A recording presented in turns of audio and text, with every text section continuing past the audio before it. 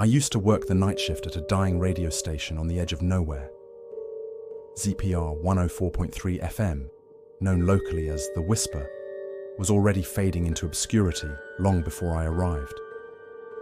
By the time I took the job, we were little more than dead air and a sputtering tower in the woods, our signal limping across the Blue Ridge foothills like a wounded animal.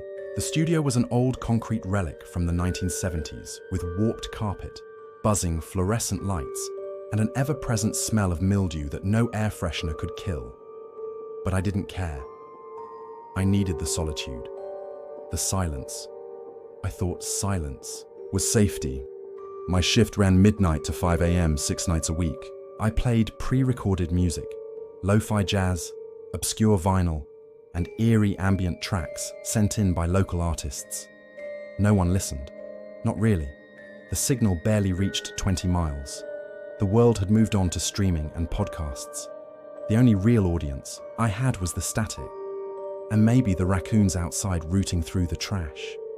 I was content in my little bubble of noise and shadow until the transmission started.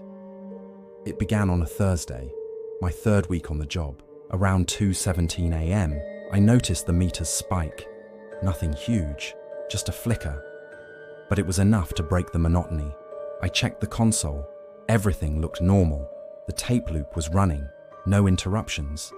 Then the monitor started hissing louder than usual. There's always a low hiss from the broadcast loop, white noise embedded in the signal. But this was different. It felt deeper, textured, like there was movement inside it, like the static was breathing. I leaned in and heard it, a voice, a whisper, inside the static, speaking in a language I didn't know, but somehow felt. A rhythm, a pulse, something ancient and wet, like the sound of dripping stones echoing through a cave buried beneath the ocean. I shivered, thought it was a prank, turned off the monitors, the hiss vanished. But the feeling didn't. That night, I dreamed of a black sea with no horizon, its surface covered in teeth. The next night, the voice returned. It was clearer this time. No music, just static, and beneath it, a low chant. Not words exactly, more like syllables grinding against each other, forming patterns that made my stomach twist. I couldn't record it. Every time I tried, the signal corrupted or erased itself. I even brought in my own recorder. Same result. I told myself it was just feedback, ghost frequencies, maybe even a pirate broadcast bleeding into our dead air. But that didn't explain the way it made me feel. The more I listened, the more I changed. I stopped sleeping. My skin itched constantly, as if something were crawling just beneath the surface. Lights flickered when I walked into the room. The raccoon stopped coming around. I was always cold, always watching the monitors, waiting for that spike. 2:17 a.m. every night. I began writing down the sounds, trying to translate the pulses into letters, symbols, anything.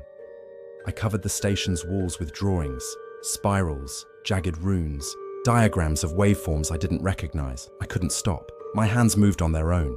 The symbols bled into my dreams, and then came the message. We are listening. It came through the static, clear and undeniable.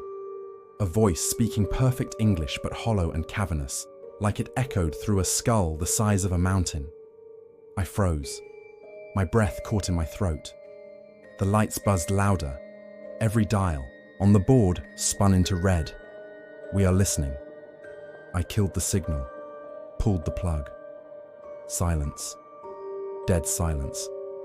And then, laughter. Faint, wet, and childlike, like something pretending to be human. I ran out of the booth and into the night, tripping, over cables, nearly breaking my ankle on the front steps. The woods were silent. No wind, no insects. Even the moon looked wrong. Bigger, bruised, and veined like an eye swollen shut. I didn't go back the next night, or the night after. But the static came anyway. It followed me. The sound clung to my ears like oil. Every speaker hissed with it. My phone, my laptop, even my microwave. I'd hear snippets in traffic, catchphrases in rain. We are listening. I moved apartments, changed phones, quit the station. Didn't matter. The transmissions found me. I started seeing things in reflections, shapes moving just out of sync with me. At first, I thought it was paranoia, sleep deprivation. But then, I caught one watching me through my television screen at 3 a.m. A tall, glistening figure with too many arms and no mouth, its body flickering like a broken signal. I unplugged the TV. The screen didn't turn off. It leaned closer and whispered something that wasn't sound, but meaning. A shape that crawled into my skull and burrowed there. I started bleeding from the ears. Desperate, I tried tracking the signal's origin. I reached out to old radio heads on forums, signal freaks and wave chasers who map forgotten frequencies.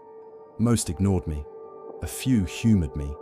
One, Nightwatcher72, knew the name WZPR.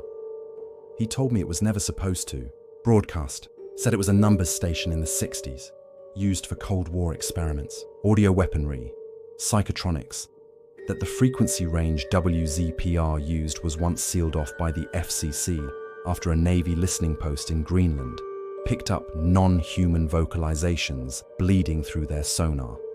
Said everyone involved with WZPR's construction either disappeared or went mad. The last thing he messaged me was, "Don't listen after 3. Then he deleted his account. I went back. I had to. I needed answers. Or closure. Or maybe I needed to hear it one last time. That's how it gets you. It pulls you in with questions you can't ignore." The station was abandoned, locked up with chains and plywood, the sign ripped off the building. I broke in. Inside, the air was heavy and warm, like breath. My papers were still on the wall, drawings I didn't remember making. A giant spiral of teeth and antennae surrounding a central eye made of static. The power was off, the booth was dead, but the console lights flickered on as I stepped inside. 17 a.m, I sat down and hit play. The static returned, loud and thick, and then they came through. Voices layered over voices, whispering, weeping, laughing in impossible octaves. The signal wasn't just audio anymore. It had depth, a shape. I felt it move through me, pulling threads of thought loose from my mind like unraveling wool. I saw them, not with my eyes, but inside my skull. Towering things that had no edges, only suggestion. Wings that weren't wings, eyes that weren't eyes. They lived behind perception, behind sound, and now they were here. I understood. Then, ZPR was never meant to be heard. It was a door, a frequency that reached through reality like a needle through cloth. A carrier wave for thought forms older than matter. The static is not noise. It's a language, and now it speaks through me. They're still speaking, right now. If you're hearing this, it's already too late. Their signal lives in you now, in the corners of silence, in the pause between heartbeats. You'll hear it soon. Maybe in your sleep, maybe in the wind, maybe in your own voice when you're not paying attention. But once you notice the static, they notice you, and they will come.